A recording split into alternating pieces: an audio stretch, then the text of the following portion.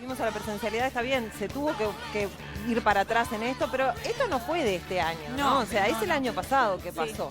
Sí. Es un problema la cuestión de la deserción en los escolares. Y entonces, bueno, salieron estos datos del Instituto Nacional de Evaluación Educativa y vamos a arrancar con esto, si les parece.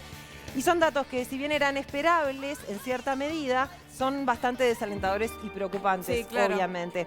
Vamos a ver los primeros números de lo que hablaba hoy, ¿no? Casi 3 niños, ¿no? 2,8% de los niños dejó de asistir a clase en 2020. Y esto tiene una desigualdad muy grande, ¿no? Porque el 5,4% de esos niños son de contextos muy desfavorables. Y, en cambio, solo el 0,7% en contextos favorables. Es decir, casi 8 veces más niños de contextos desfavorables dejaron de ir a clase. Según este informe, a pesar del plan Ceibal, esto se debió a problemas de conectividad, a falta de recursos informáticos, pero también creció proporcionalmente con la vulnerabilidad estructural. Entonces, en este sentido, Daro se fue a conversar con el presidente del INED sobre este informe y vamos a empezar a desglosar un poquito el tema. Hay un problema grave que el Uruguay tiene desde hace décadas, que había aparecido con mucha fuerza en la medición anterior, que a veces nos cuesta darnos cuenta que el Uruguay es un país muy inequitativo en la distribución, en el acceso a los aprendizajes, incluyendo la pública y la privada, porque la pública es más del 80%, o sea que esto es un problema, no es un problema público-privado. La inequidad es parecida, la razón de la inequidad, y ahora fue una vez más esto, es el nivel socioeconómico de los padres. O sea, los hijos de los que tienen más ingresos aprenden más. Y la diferencia es muy grande. Eso es un problema viejo en el Uruguay que tuvo un incremento leve, que sabemos que preocupa a las autoridades en esta medición.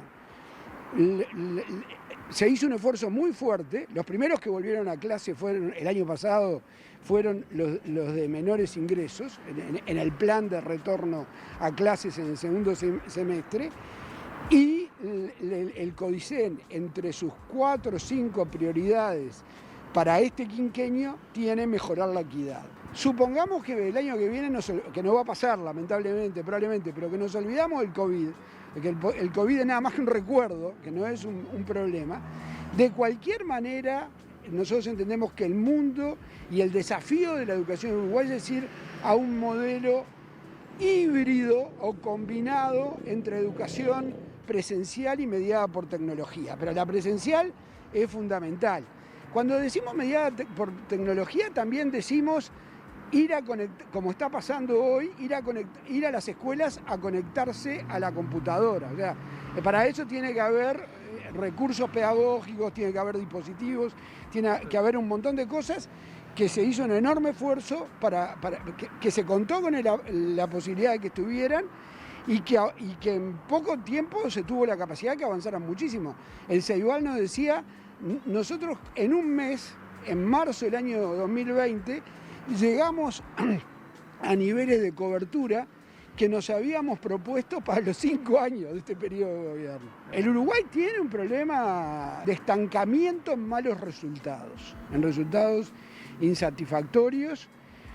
Tiene un problema que el CODICEN también nos ha dicho que va a enfrentar, que es cuál es el mínimo aceptable. Eso no lo podemos definir nosotros. Nosotros definimos niveles y medimos muy rigurosamente en base a niveles.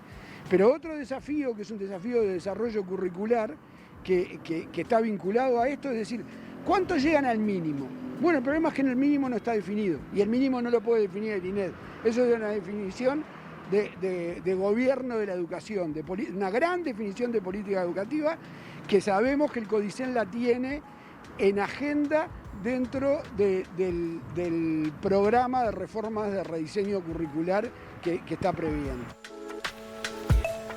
Está el tema de que en realidad este gobierno se planteaba, como los anteriores, que es verdad. O sea, todos se han planteado una reforma de la educación de una manera o de otra y de verdad ninguno la ha podido llevar a cabo, ni siquiera parecido a lo que planteaban desde su planificación de gobierno, ¿no? Pero este gobierno se planteaba entrarle a la reforma educativa. Y bueno, claramente a partir de lo que pasó con la pandemia no pudo, o sea, eso quedó en suspenso de alguna manera, ¿no? Entonces, ahora es la emergencia esta de lograr la mayor presencialidad posible cuando se habilita la presencialidad, lograr la mayor conexión posible, ¿no? Y todas estas cuestiones se complican, ¿no? Claro, definitivamente lo que él dice es que en lo que estamos de acuerdo, que hay algo que llegó para quedarse y es que más allá de la presencialidad, el hecho de estar conectado, cuando vos no puedas ir, va a ser algo que va a tener que quedar como instalado, ¿no? Y que me parece que en definitiva también va a resolver algún tema de la inasistencia de muchos alumnos por el motivo que sea, de poder seguir, digamos, el ritmo de la clase. Las evaluaciones de aristas se hacen en tercero año de escuela y sexto año de escuela. Esto lo aclaramos para tener claro en qué momentos, digamos, son evaluados los niños. Y hay un tema, ¿no?, que es la comprensión lectora, la comprensión global de textos, que es una cosa que yo no sé si vos notás, Adri, pero yo lo noto en general, una dificultad en la comprensión, ¿no?, de los discursos o de lo que se dice en general, ¿no?, en la sociedad. Hay como una cosa que en eso estamos como cada vez peor, digamos, ¿no? El tema siempre fue un problema, pero por ahí ahora se complica, del análisis, de cómo analizar un texto y cómo de alguna manera comprenderlo en su totalidad. ¿Te pasa cuando vas a... Estamos en un tiempo en el que también están intentando estimular a que el joven y el niño, por sobre todas las cosas, piense y razone lo que está haciendo y no repita. Nosotros venimos de una generación que muchos... era por memoria. Era la memoria y era repetir lo que decía el libro, era palabras antes y ahí se terminaba. Y hoy está tratando de que estos seres pequeños, de alguna manera, hagan sus propias evaluaciones. Incluso nosotros venimos de una generación donde había que decir lo que la maestra o el profesor quería, si no la nota no era... ¿no? También. Y hoy se está buscando que no. Todo lo contrario. De todas maneras, por más que se busque todo lo contrario, hay otro dato que preocupa, que viene de este informe de aristas del INED, de esta edición de 2020, y es que el 60% de los escolares de contextos más críticos no tienen comprensión global de texto.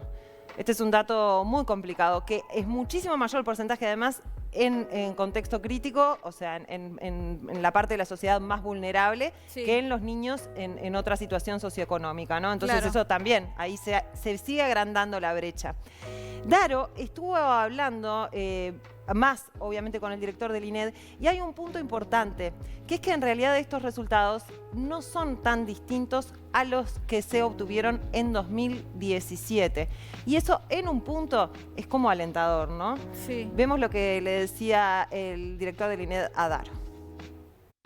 Para nosotros el primer dato son las buenas noticias. Nosotros, la verdad, muchos esperábamos que los resultados fueran peores, dadas las condiciones dificilísimas del año 2020 en el Uruguay. La primera buena gran noticia es que logramos evaluar aprendizajes y logramos evaluar a una muestra representativa, confiable, con todas las garantías, en el año 2020, noviembre, diciembre de 2020. Eso es el primer logro. En los resultados, lo primero que a nosotros nos sorprendió es que son muy parecidos a los resultados de la medición anterior, de la misma prueba del 2017 y de otras mediciones que se han hecho. Eso es bueno para la coyuntura 2020, porque hubiéramos esperado que fueran peores. Es malo porque confirma un estancamiento en niveles bajos de aprendizaje que el Uruguay tiene. Claro, esta vez, por primera vez, el estancamiento es una buena noticia, pero no deja ese estancamiento. Quiero preguntarte, pensando en estas buenas, por lo menos, por algún lado también se especulaba en que, bueno, se elevaron los números por la deserción de muchos chicos, que capaz que en el global también bajaban el número. Digo porque es una hipótesis que también se manejó en algún lado. No, es verdad, es lo primero que nosotros nos preguntamos, es lo primero que nos preocupó al hacer la prueba. El número de niños que hizo la prueba es similar al de la prueba anterior y al esperado.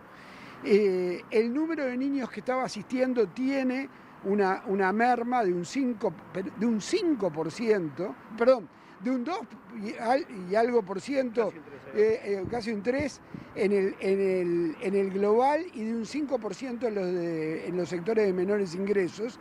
Es una merma muy importante si uno mira a esos niños, si uno piensa en los niños con nombre y apellido que forman ese porcentaje. En el global es una merma reducida para lo duro que fue el 2020, demuestra un enorme esfuerzo. El 80% de los niños asistieron el año pasado el 80% de los niños asistieron en un nivel aceptable a las clases a las que tuvieron que asistir, que fueron discontinuas, fueron en turnos, fueron muy complicadas, pero estoy hablando de las presenciales. Hubo un 80% que tuvo una asistencia aceptable. Y ahí un aplauso para los docentes, para los directores de las instituciones, para los papás. Para también, los padres, ¿no? claro, porque el rol de las familias también fue importantísimo, ¿no? En todo esto, y obviamente ahora con la virtualidad también lo sigue siendo. Piensa que la familia estuvo como más involucrada, estuvo más presente, es necesario estar. ¿No? Sabemos que no todos los padres pueden hacerlo, que no es fácil, que a veces te tenés que ir y los tenés que dejar solos muchas veces, y nos necesitan. Vos te das cuenta que estando ahí, aunque estés en la vuelta y haciendo otras cosas, siempre te están llamando para una cosa o para otra, o porque se les cayó la red, o que porque precisan algo, o porque no saben cómo resolverlo, y siempre, la verdad que la presencia del adulto se está haciendo muy necesaria en la vuelta del niño, más allá de que uno siempre intenta preservar su privacidad con su docente y su grupo. No puedes estar atrás tipo un Muppet haciendo... Claro, porque los niños también... es tu casa y vos sos el ser cotidiano que anda en la vuelta y él está en su clase, aunque esté en su cuarto, ¿no? Pero es muy importante la presencia de los padres.